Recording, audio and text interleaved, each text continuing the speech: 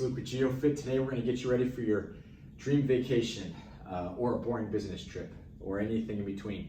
So the first thing we're going to do is get you ready to travel with luggage, something heavy. I know some of this may seem simple, but people in our class have mentioned how it can be difficult. Traveling can be difficult. Commuting is getting harder and harder.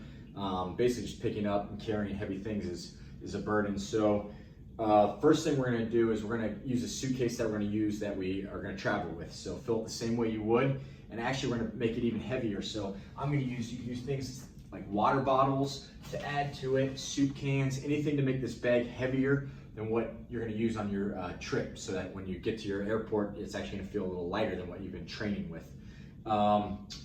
Another side note real quick, anyone can do this, even if you're not planning on traveling. This is some good exercises, stuff to help with our strength and our walking and all that stuff. So first thing we're going to do, we're going to work on picking up and putting down the suitcase. So we're going to line up this ankle bone right here. You can do this with or without shoes. We're going to line this up with the center of our bag, kind of center mass right here. When we go down, we're going to bend our hips first, our knees second, and our back never. Our back never bends, never rounds. So hips first, then knee bend. We're going to grab wherever we would grab, whatever grip you want.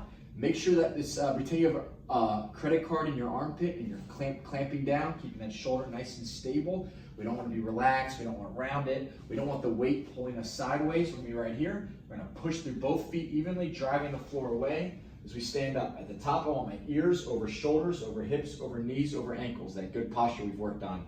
So hips go back, hips bend first, knees bend second, down to the ground, and back up. Let's do 5 reps, all the way down. Remember, straight line from my tailbone to my head.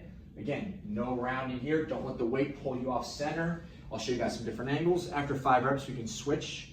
I only did like 2, but hopefully you guys have done 5 already.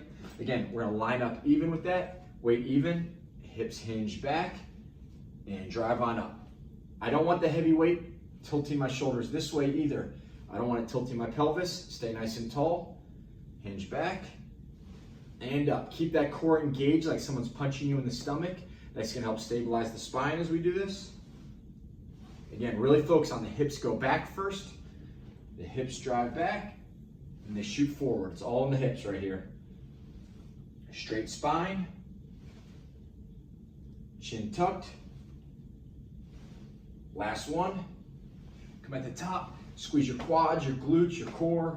Stay nice and tall, your abs, and hinge back down. That's gonna be part 1. We're just gonna do 5 repetitions, up and down, up and down. We can keep switching sides. You can turn around, do the other side, stand up nice and tall.